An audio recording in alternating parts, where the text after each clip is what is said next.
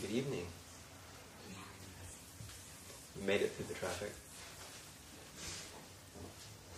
I think next week will also be part of South by Southwest, so maybe even worse. We start early. It'll be less complicated by students leaving for spring break. Mm-hmm.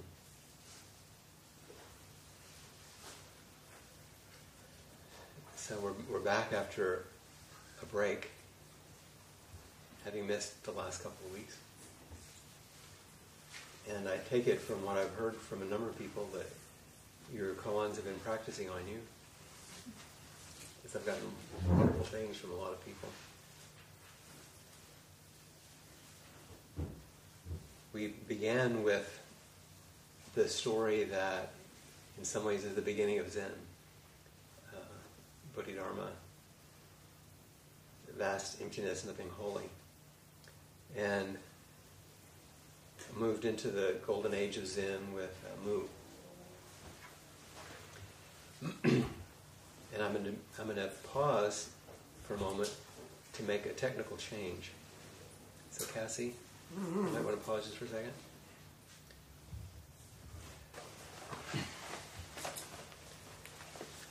Okay.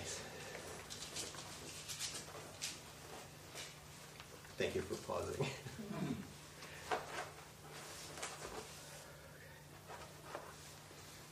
So we went from the beginning of Zen to the golden age of Zen, and then tonight we're moving into some other koans that I think are fascinating and interesting. But I wondered about your own koans. Remember your homework? To write your own, or to find a word, or it doesn't have to be a whole story. Something that really represented something you were working with in your practice. And I had given you last time some contemporary koans, ones with vending machines and Woody Allen and things like that, to bring it into the present time. So I'm quite interested in hearing from you to begin with. So anyone have their own koan or a word that they want to report on how they've been living with it? Or any way that you've been working with one of these traditional koans that you'd like to report on. And by the way, if we were doing traditional koan practice, this would not be an option. Every single one of you would be meeting me every single time, whether you wanted to or not. So I'm nudging you strongly. This isn't like, if you feel like it. If you're doing something, come talk about it. Now. You have one? I have one. I don't know if it's a koan or what. Doesn't matter. Okay. And one of the reasons I'm asking you to come sit by me is so I won't be lonely. And also it'll mean that when you watch later, you'll be able to hear and see again. And the people who are away, and by the way, there are a few people in Europe and the UK taking this class, so, and other exotic places like Dallas. Do I get it covered? No, that's okay. I can read over your shoulder. Okay. It's actually what I sent. Oh, I got it. I copied it. Okay. Yeah, I made it for myself. And you can talk about basically where it came from and all that. And find it. I call this one after the cat. Cleopatra, yeah.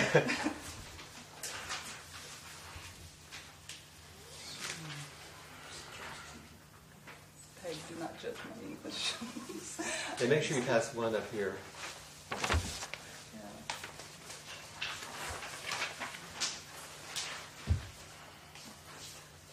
So, I guess Is it okay to start? Yeah, and you can give a context if you want, or I you can will. just start reading straight through. Well, one of the things you said last time was like if you have a question that you've been kind of following you throughout your life, I guess, and so my big question, one of my big questions has always been, why do things end? And I'll try not to cry, but a couple of days ago I had to bury my cat. It's okay to cry, too. So You know what the Kleenex is, right? yeah, I might need some Kleenex. Leela, in the closet? Yeah. Yeah. Yeah, so They're just in the bathroom. Just pick it up there.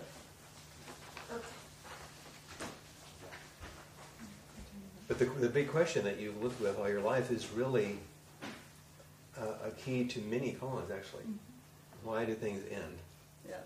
Or do things end? Yeah. Which you'll get to, I'm sure. But that's the way it's been with you in the past. Yes. Why do things end? Yes. Kind of like what that picture you sent about, what do you say to the one who got away? Yeah. And, so kind of like that. Alright, so why do things end? What does not end is confined. What ends is boundless. I buried my cat today, my beautiful calico cat, Cleo. One day, many years ago, a young bold kitten found me and decided to stay. I named her Cleo, short for Cleopatra. Everything about her was royalty. Her powerful and composed stride, her beautiful multicolored fur, her brave and demanding attitude, always true to herself. After a while, she became part of my life and followed me through my many moves in space and time. Last May, Cleo's kidneys started to fail, and I began to give her special care to keep her healthy and happy. Cleo was loved. She received daily offerings of multiple types of wet canned food, or fresh chicken or fish, whatever pleased her queen's desire, I gave it to her. As time went by, her sickness became a burden on my life and on her heart. I dreaded the day that subcutaneous fluids, extra brushing, and gourmet cat food would not be enough. I lived in fear of losing her. Why do things have to end? Last night, her little tired heart began to fail, and her lungs began to fill with fluid. The vet let me know that it was time, and I was ready to let go of the burden she had never asked to be. Her body still warm but limp, her eyes still green but without life. I covered her with a beautiful silk scarf and some dirt, and wished her to be free from suffering. Not really knowing what those words meant, I wished them to myself too. Why do things end? Cleo was gone. Where did she go? She wasn't anywhere I used to see her, and a haunting voice told me that she would never be there again. And yet she was. In a strange way, which I cannot explain, she was there and everywhere else too. I saw her in the smile of the beggar's dog on the corner of the street. I felt her energy in the dancing sunlight reflecting on a wall. Later that evening, she was at the table enjoying sushi with me. She was part of me too. Cleo was everywhere. I felt her and saw her in every direction now that she was not confined to the existence of her body. I had space to love her again, free from the fear of losing her, free from the many material constraints of her illness. Cleo became boundless, and so did my love for her. I'm glad she chose to share her life with me.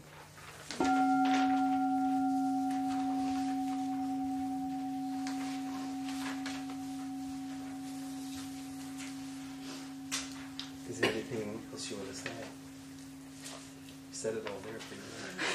I'm good. Okay. Thanks so for listening. Stay here. And now, with what you have in front of you, just say it out loud, any word or phrase that really caught you. Say it out loud to Sabrina so she can hear. What stayed with you? Or a line? Boundless. Boundless. Beautiful. Everywhere. Always true to herself. Not confined. Special care. She was part of me too. Powerful and composed. There and everywhere else too. Where did she go?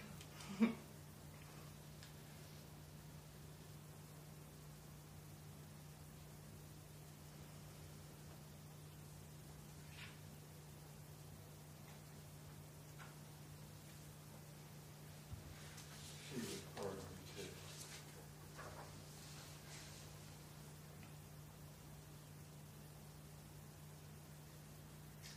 A burden on my life and on her heart.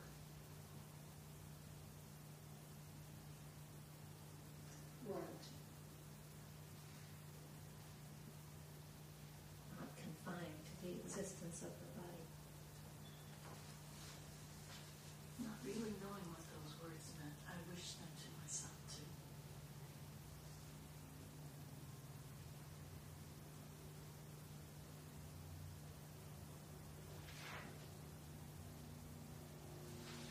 And what does not end is confined. What ends is boundless.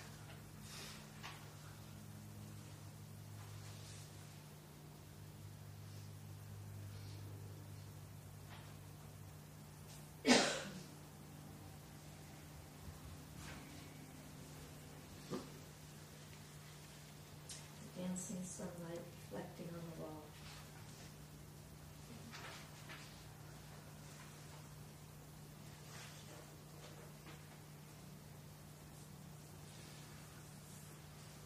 So what is it like to hear your words reflected back? Nice.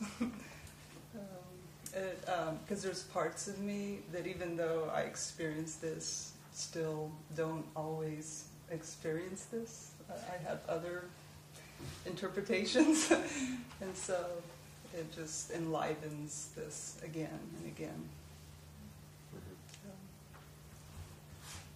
So does it end? I don't know yet. Is it ending right now? Well, this morning I woke up and I didn't miss her, and I almost panicked because I wasn't sad anymore. But I was talking about the koan, not Cleo. Exactly. So, but It's actually, you said it was enlivened. Mm-hmm. It's enlivening. I really love the way you phrase the koan with the paradox. What doesn't end is confined. What ends is boundless. And then you showed us. Cleo showed you. Yeah. But you had to communicate it. Yeah. I'm just amazed I'm up here talking to all of you guys. Because there's a part of me that says I should never be able to do this. So there's that. That's another koan. And what is your response, now that you've just reflected this, what is your response to Sabrina sitting here and opening this to you? What? And you can say more. What's moving in you? What are you thinking? What does this bring Solemn forward? and sacred. Say again? Solemn and sacred. I feel sympathy. Animals are as precious as people and trees, and, they're powerful. Yeah, just feel care. So touched my heart. Thank you. Mm-hmm. well, thank you guys for letting me share. And thanks for taking the time to not only write it so beautifully, but to make copies for everyone, be so generous. I'm challenging those beliefs. Great. And that's what the practice is for, isn't it? Yeah. Because even though you said you don't really know what the words mean, you're wishing yourself to be free of suffering. And the offering yourself fully to practice is the vehicle for that release. And the old stories that we record in the books and read about and all that stuff, they were done like this. That's how they came up. Some folks sitting around talking, a teacher, a student, several people. That's how it happened. I looked like the relationship with Leo allowed your loving nature to really show. And that's part of you, and probably more a part of you than before you had little. I feel very heartened because my cat is sick and she's screaming my face. So this gives me hope. And her question is a good one, isn't it? Why did things end? And do they?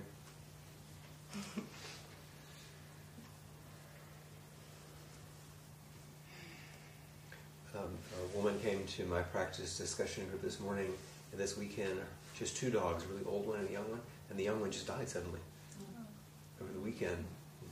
Unexpected. Yeah, found out the dog had a tumor on its heart that no one knew. So you don't know, but a lot of lost pets or losing. Mm-hmm. Thank you for your courage. Your willingness. Thanks, everybody. This was fun. Unexpectedly. Didn't expect it to be fun. See? You don't know. So that was a very full presentation. You might have something not as full, but something that you want to share. Okay. Yeah, mine just scratched in the back of Perfect. my book, so it's very different.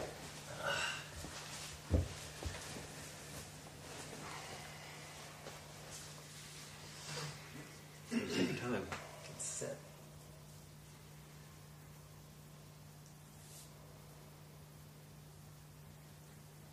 In the beginning of almost every koan, or many of them in the Gateless Gate, in the Momenkan, wherever one of the monks is asking a question, it says, a monk asked in all earnestness.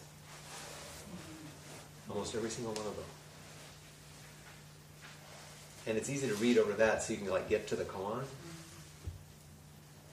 But the in all earnestness is a good part of it.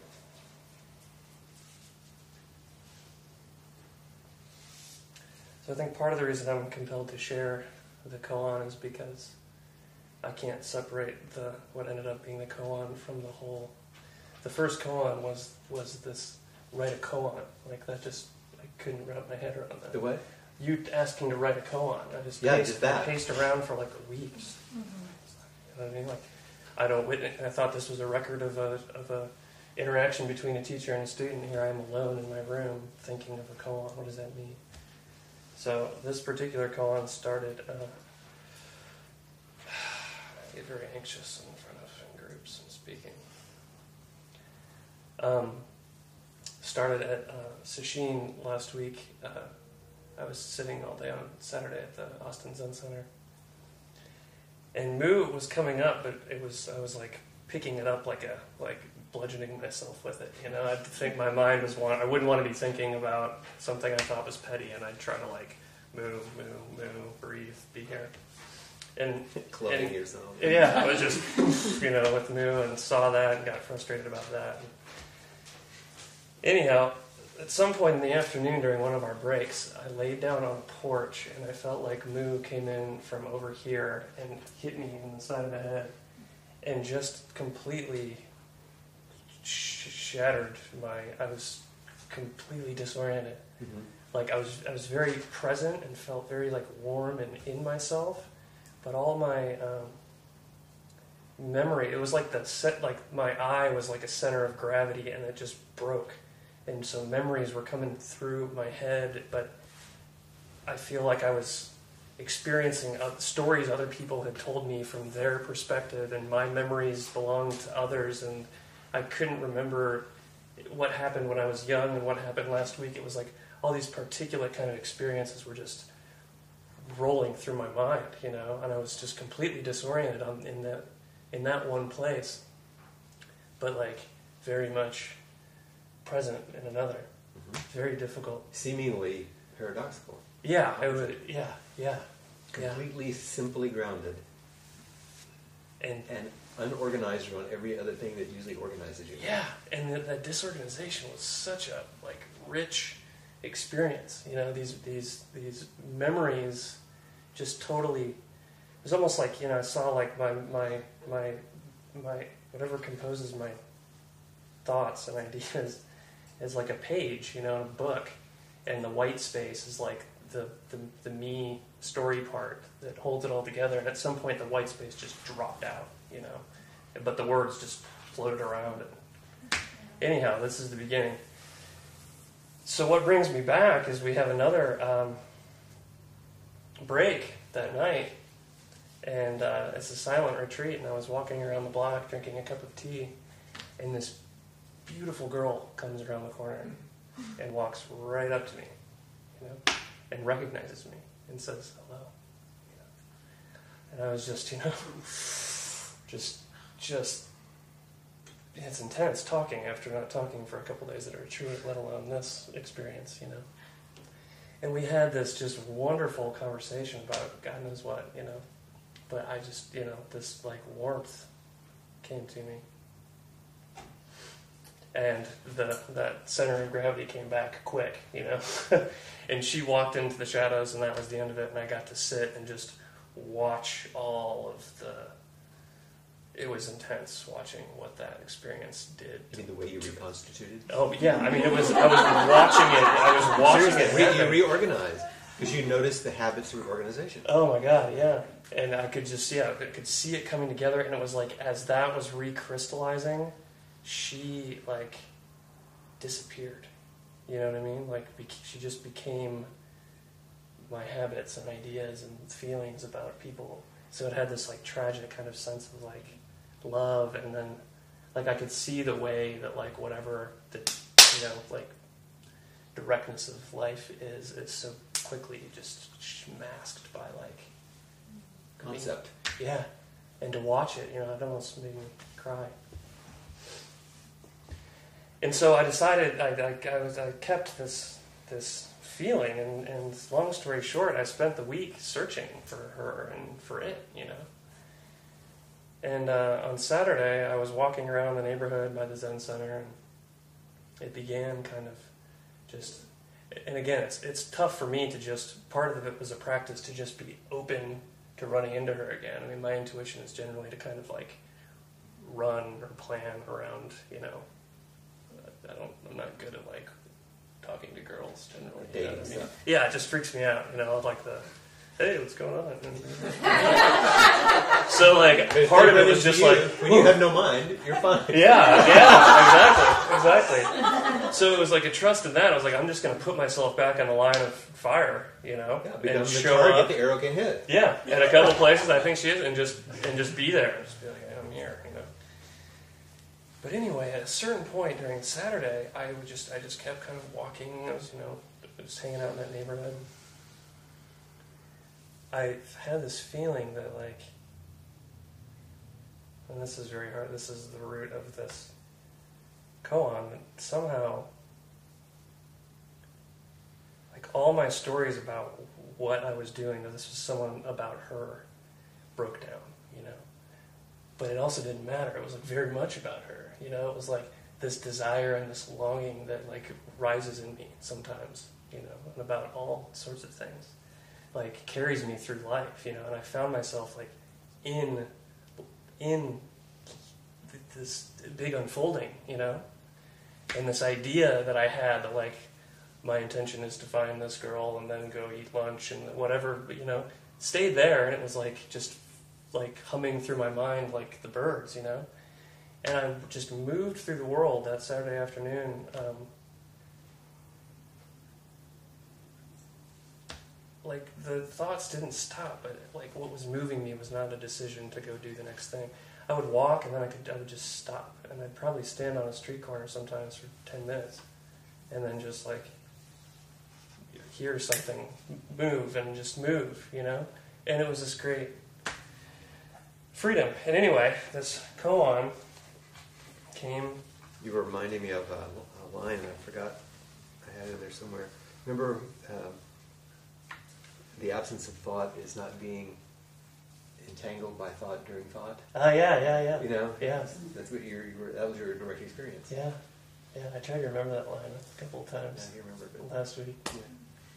But it was this just deep, I think like irrevocable experience that I'm Now you can't not know that. not moving. You know what I mean? Like whatever the part is that worries about everything is just not doing it. It's not moving. It's not. It's just. Not move. It's. It's just among. And there was one moment where it just sitting on this street corner, where it all came together, which is to say, fell apart, completely. And so then, in my desire to do it right, I went and looked. He's like, write a verse. What does that mean? So I looked up, koan, and then they seem to be these little 4-line kind of poems. Mm-hmm. So koan is very short. Tell the way here. And the verse is, nourishing tides course through the depths, warm roots shift solid earth. Follow your thirst to the salt sea and be leveled by the pounding surf. Read it again. Tell the way here. Nourishing tides course through the depths. Warm roots shift solid earth. Follow your thirst to the salt sea and be leveled by the pounding surf.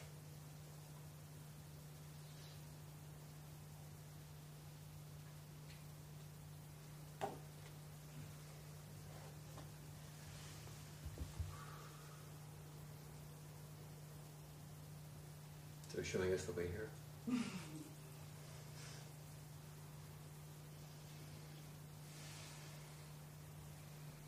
Good job.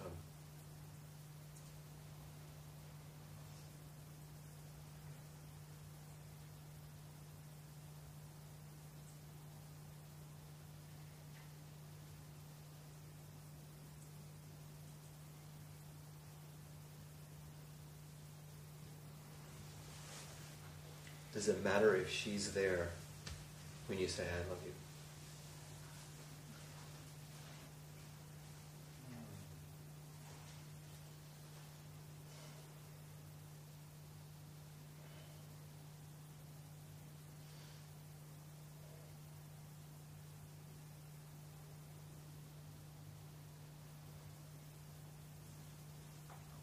If she's there, do you have to say you love her?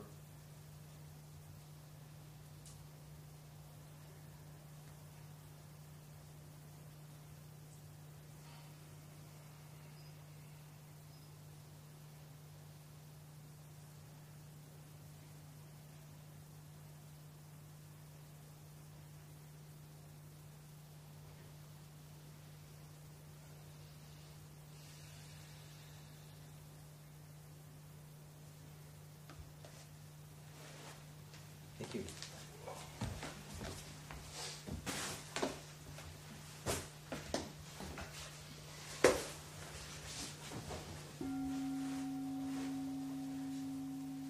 Anyone else? Yes, ma'am. Bring a chair if you want.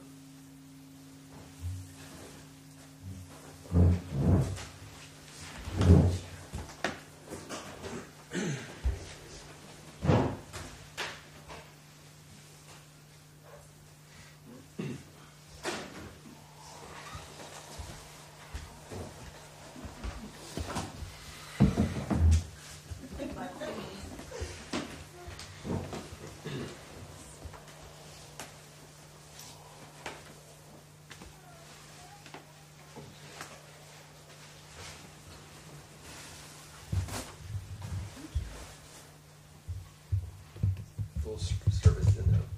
I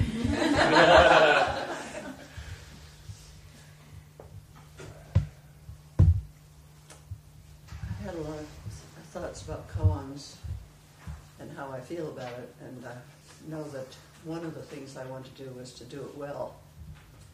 Be one of the ones who did it really well.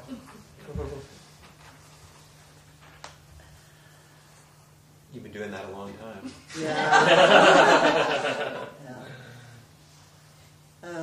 My life has been really heavy recently. 2 very, very good long-term friends died within a month. My brother-in-law died a few weeks before that. And I live in a place where they have a little table that tells you who died this weekend. You know, it's part of life and death in a retirement community. A lot of life. But this is part of something. And after I realized that I really wanted to do this well, then I thought, no, I don't want to do this with any words. After talking with Peg, my life is just my koan. My husband's eyes are failing. My friends have died. I'm closing my studio. I've had studios as a painter for a long time, and I'm celebrating this weekend by having fresh flowers there and wine for people to come, and we'll just party. And I'll sell paintings very cheap. So this is, I feel like, just trying to navigate these things and be conscious is all I can do. I don't have any words to put together. And that, I feel for me, that is the real way for me to do this.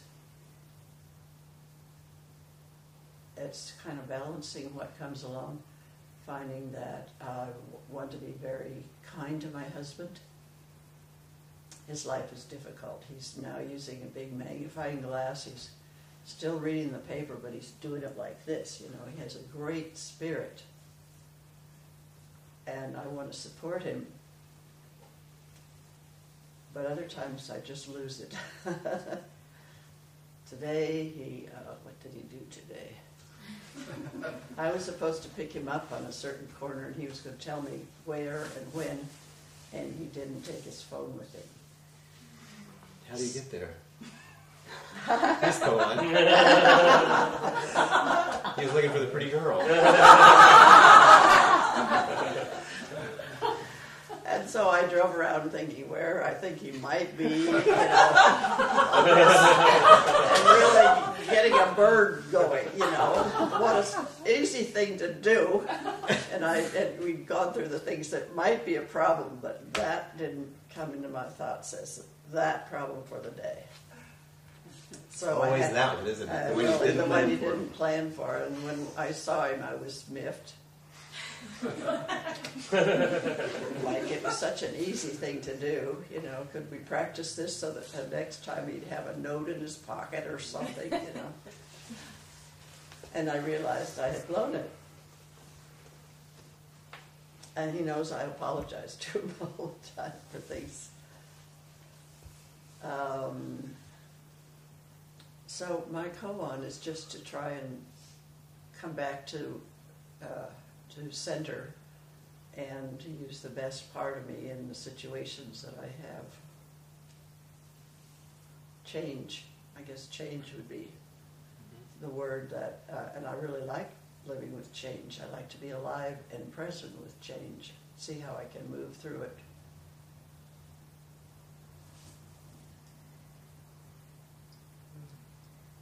And I really appreciate hearing the koans that people have worked so hard on, and I think I'm just telling you like it is. But that's not the end of it.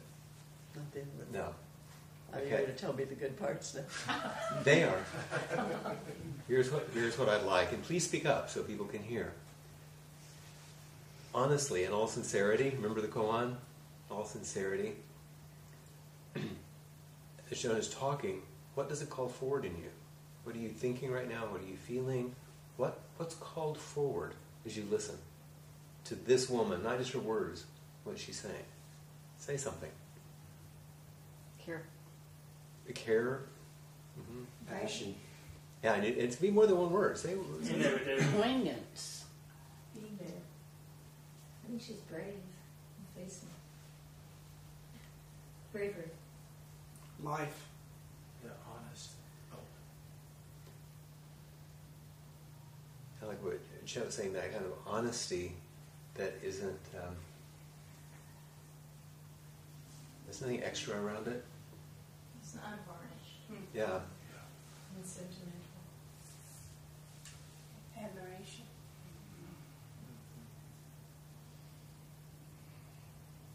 So the part you didn't write down, this is it. It's not just what calls, it's what's called up.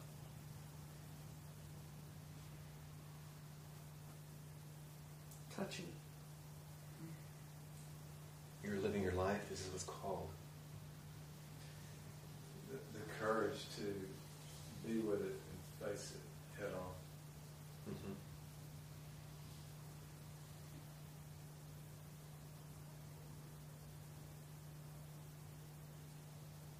To meet things that some people would feel as difficult or undignified with great dignity.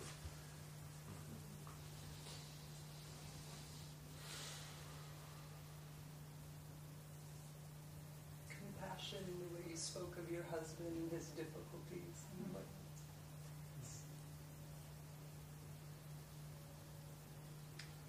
We also went to our Argentine tango lesson today. And I think that was delight.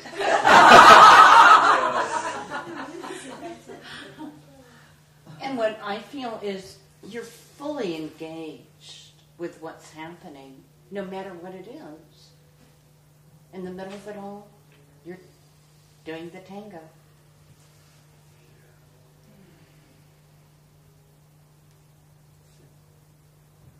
Yeah, you didn't let it ruin your whole day. It's easy for that to just carry on from day to the next day and build and build and build. But you're able to say, okay, this is me, I get angry, I'm sorry, let's go tango.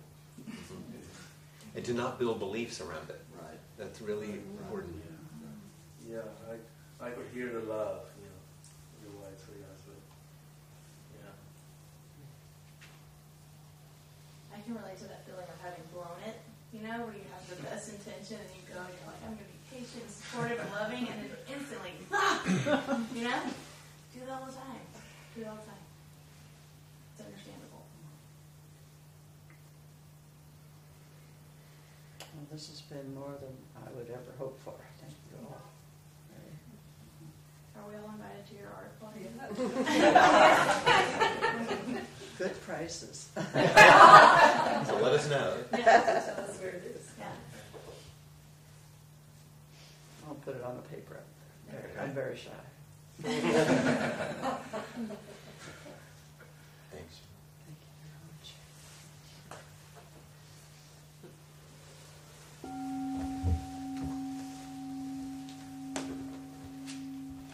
I'll go just because the chair's up there and Joan was so brave. Thank you.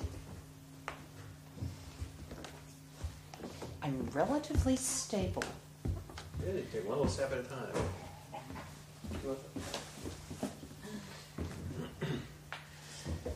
Oh, Molly. Well, I don't know what I'm going to say. We'll see, won't we? I'll be just as surprised as you are. Why'd you come over here? To find out. Oh! That's the koan! That's usually why I come to the sharing inquiry. I don't know how it's going to come out. That's all I know. Well, actually, I wrote my koan, and I sent it into the group. But then, I wish I'd printed it up, because it would have been ever so much easier. So, Do you want to read it? Yeah. I have it on my computer. Okay. I'm pretty sure it's still in there. I can look it up. Oh. You can unhook me there. Oh. It would be a lot easier. We'll bring the incense to you. Remember? I express myself more easily in writing, than I do just speaking.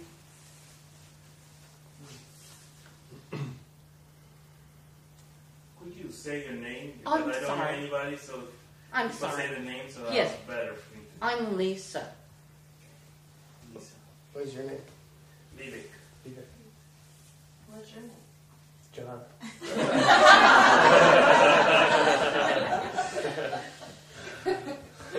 Good to know.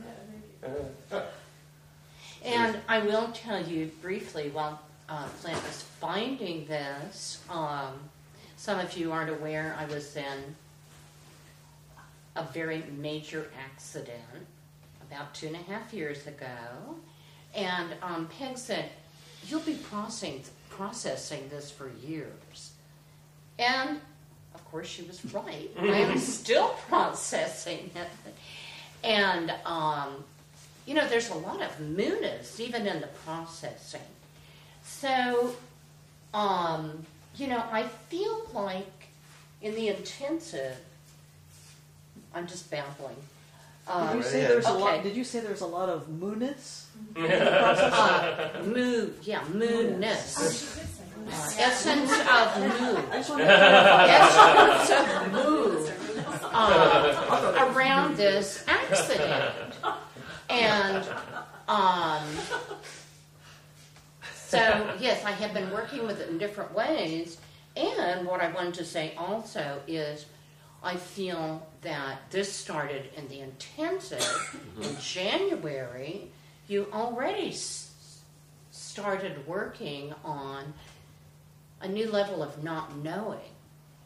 And then Peg and her practice discussions with me, you know, and Flint, they just increased this level of not knowing and kept trying to, like, pull me out of my small self.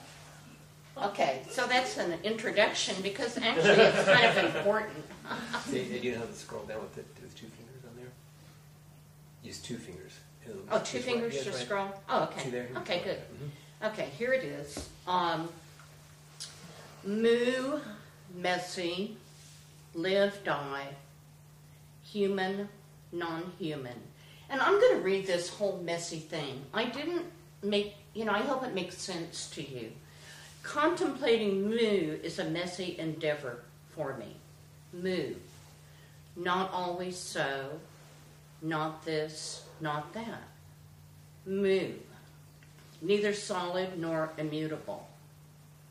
Moo. Not me, not mine, not yours. The koan that grabbed me is one that makes me queasy.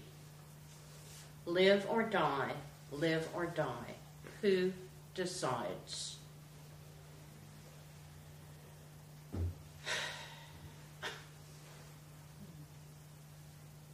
I have a lot around this. A lot of stuff stirring. When I hear the words, life or death is of supreme importance, I feel uneasy. The arguer part says, don't fall for it. The skeptic says, remember. A mouse is held by its tail and beaten senseless against a 2x4. Mouse cut up with pocket knife. Falcon devours. That is life, that is death. The terrified one says, remember, grandfather dies in a land far away. Mother cries, father is furious at mother. That is life, that is death. A small part thinks, I am no more than a mouse. The mouse is no different from my heart. Life and death are of no consequence, none. Nature is neither for us nor against us. Human, non-human, all the same. Animate, inanimate, the same. December 2010. I am in intensive care. I don't know that. I may live, I may die. I don't know that. I have no words for what I know or don't know, since I am not conscious. March 2nd, 2013, 11:09 a.m., when I wrote this. I am crying. My brother is there. I don't know that. This is the flashback. Back in the hospital, yeah. It is dark inside where I am.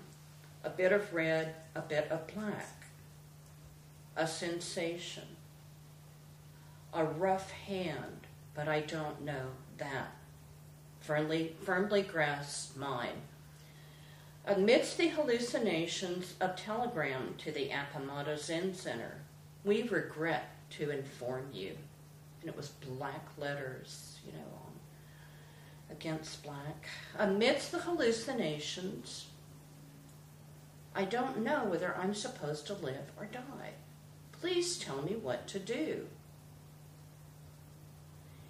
Internally, I turn towards the hand. I turn towards life.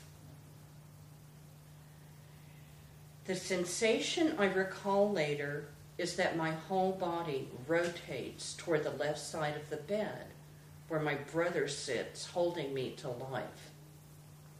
Only much later do I learn that is exactly what he was doing. Weeping, refusing to let me go. He is holding his big sister's hand in a hospital in Wichita Falls by a fluke of synchronicity. My brother, who works in Oman and lives in Washington State, holds my life in his hand as though my accident, his reunion with our family, had been orchestrated for this moment. My cousins and aunts have a reunion in the hospital and they enjoy it. My daughters come from Pennsylvania and Oregon. My sisters-in-law come twice each from Fairbanks and Bellingham. Move. It is not always so. Flint says, you didn't have a choice. Life chose for you. Peg says, this is an opportunity. Your parts have been tossed about. They encourage my parts, the smaller selves of my conditioning, to drop their outdated beliefs, to drop their burdens. I resist. Then, a few weeks ago, a tree drops its dead leaves, more and more of them. They keep dropping, blowing away in the wind, beliefs that are no longer relevant, beliefs that are burdens. I started this practice as an insect, covered and camouflaged with debris, bits and pieces of leaves. Recently, the leaves parted to reveal a hairless pink infant mouse. Now the leaves are falling away. The mouse is my heart, vulnerable. Move. It is not always so. That was long.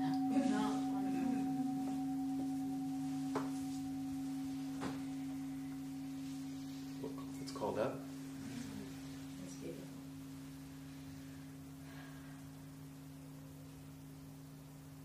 Coming out of the darkness into light. The what? Out of darkness into light. Life.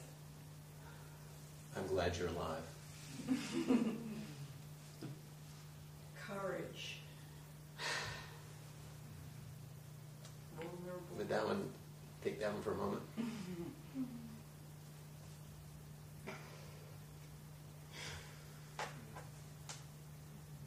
I'm glad you're alive.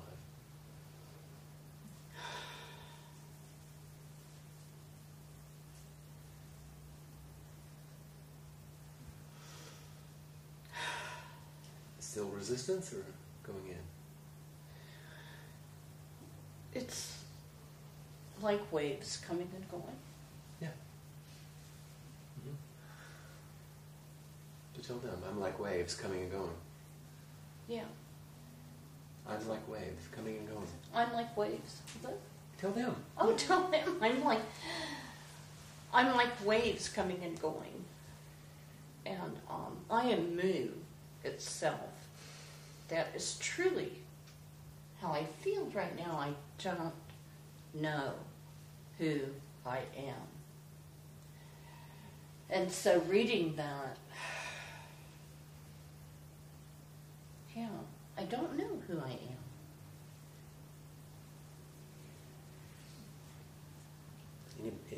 Would anyone else say, I'm glad you're alive?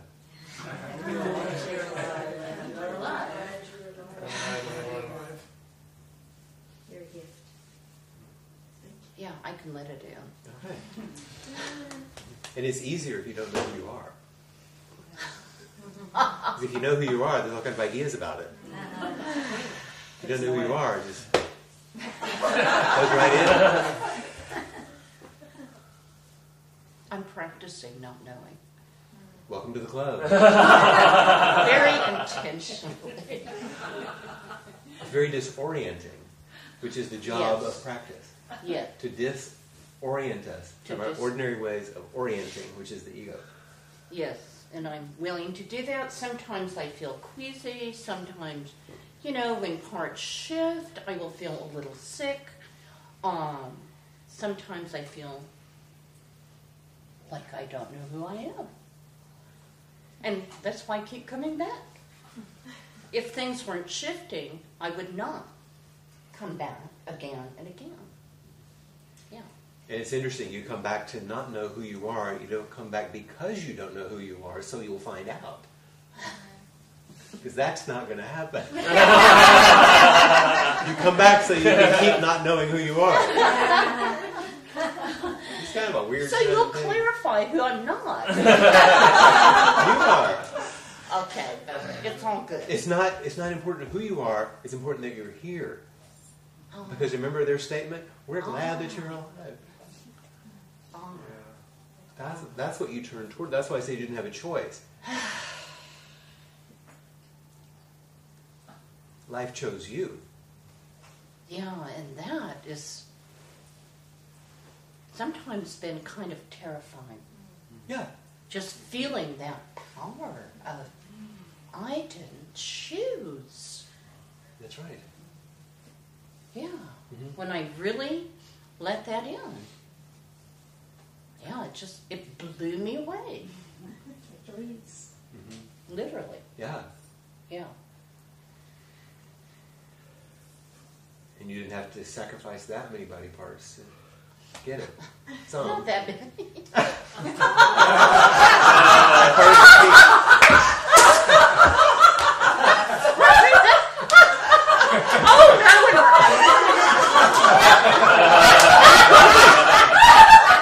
I mean, you can see why I held my fingers up. It's perfect. Totally perfect. I do. Those are the ones that show. Thank you. I'm really glad I came up, even though I really didn't know exactly what I was going to say. Thank you all Apparently it worked out all right. for helping me. Yeah, thank you. Mm-hmm.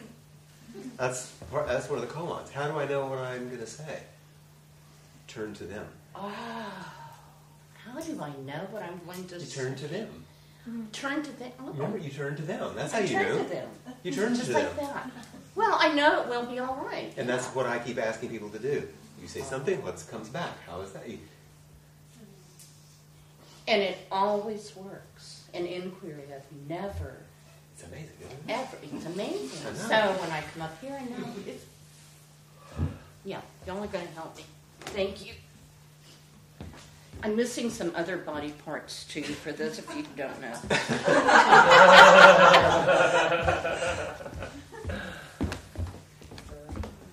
And you're all still here.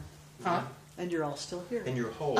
Yes, You're missing body parts and you're whole. And yes, I'm more whole than I was. Now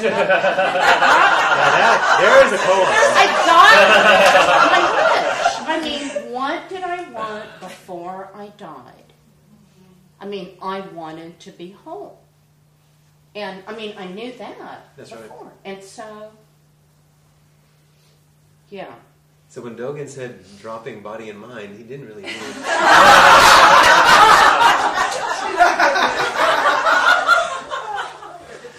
you take it very literally.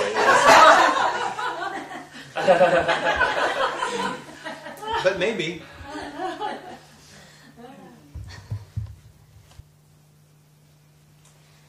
And say your name. My name is Rowdy, like in Howdy. I got a photograph from my childhood friend who often sends me photographs from our hometown. Where's that? Karlovy Vary in Czech Republic. And she sends photographs of her garden, of the countryside, of the city, and I always enjoy it. And this time she sent me a photograph of herself putting up a bird feeder.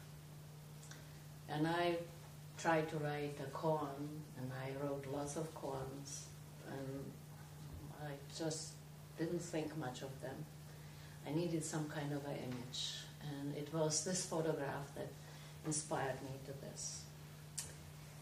So, and I actually do not know whether this is a koan. No, it's good. As soon as I saw it, it's very arresting. A woman in a leopard coat hangs a bird feeder. That's the koan. A woman in a leopard coat hangs a bird feeder. The commentary. This koan implies danger, though cloaked in a beautiful attire, the soft nap of the synthetic coat, comforting and keeping the warmth and coziness of another being. The intention of having a bird feeder in winter is praiseworthy. But whom should the bird feeder feed? The birds or the feral felines? The poem. Who will rake the leaves above, once deep under? Only the wind will blow.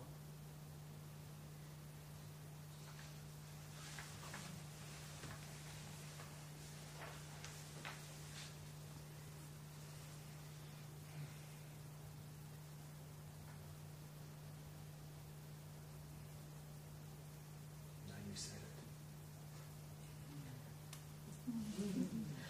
How is it? I don't know.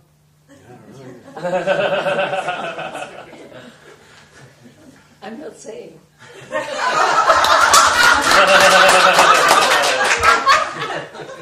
I cannot help it. Actually, I'm not saying is with me all the time. And I have to force the moo to come somewhere in there too. And the moo goes. Mm-hmm. And I'm not saying is with me all the time. Mm-hmm. I'm not saying. I'm not saying. Yeah. It just suits me. It just with me. Mm-hmm. Mm-hmm. And the moo is an intruder. I'm not saying. The poem, I really like the poem. Would you read it again? Yes. Please. Who will rake the leaves above, once deep under? Only the wind will blow. Who will rake the leaves above, once deep under? Only the wind will blow. Can I read the commentary? Please. So you can hear it? Please. Okay. Koan. A woman in a leopard coat hangs a bird feeder. Commentary. This koan implies danger, though cloaked in a beautiful attire, the soft nap of the synthetic coat comforting, and keeping the warmth and coziness of another being. The intention for having a bird feeder in winter is praiseworthy, but whom should the bird feeder feed? The birds or the feral felines?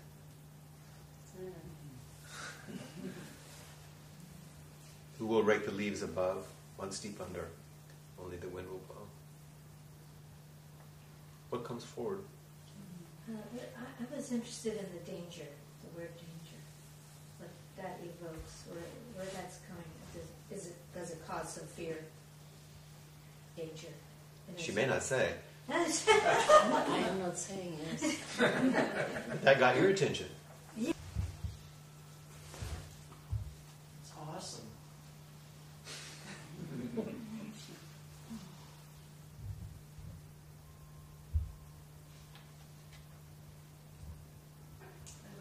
image of the feral feline. Wildness about your friend, something about some wild part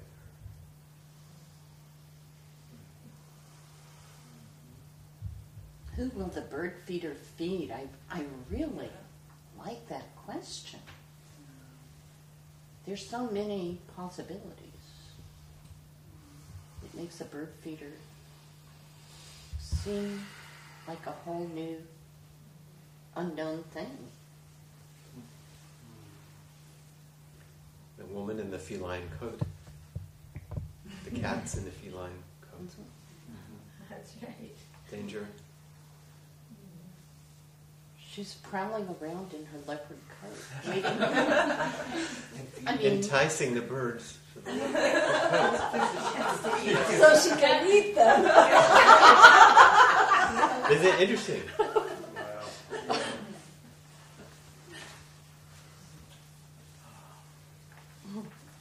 it looks like a painting of different color strokes.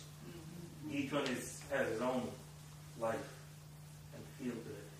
And they don't really relate to each other, but they're all there. There are lots of different things coming together, like a painting. Like amazing artist, yeah. Actually, I was thinking that I could take some crayons or something. You get in the juxtaposition.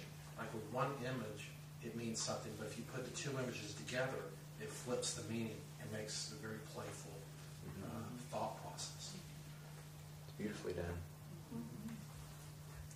All of these are so rich. So rich. Thank you very much. Thank you. Yeah. And thank you for bringing me a copy.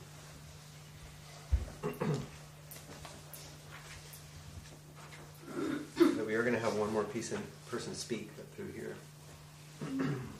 So almost, we'll have more opportunities for youth.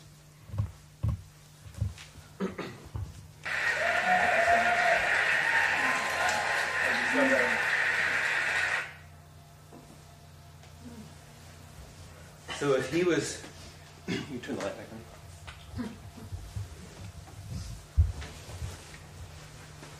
So if he was sitting here, and I said, what was called up? What would you say? Say it loud. So Passion. passion, Energy. energy, love, what? Fierceness. Fire. Fire, Emotions. caring, Humility. Resonance. Resonance. Empathy. Empathy. Devotion. Devotion. And there's a profound and resonant reference for this young man who couldn't speak, but spoke to him so deeply, just like the koans. And each of those poems was a nice koan, wasn't it? They were quite beautiful. You can watch the whole talk if you want. It's TEDx Austin in 2011.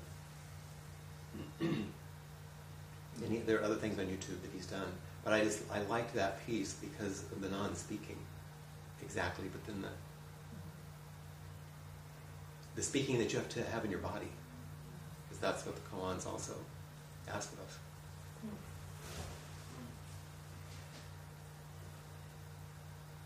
So bring your koans.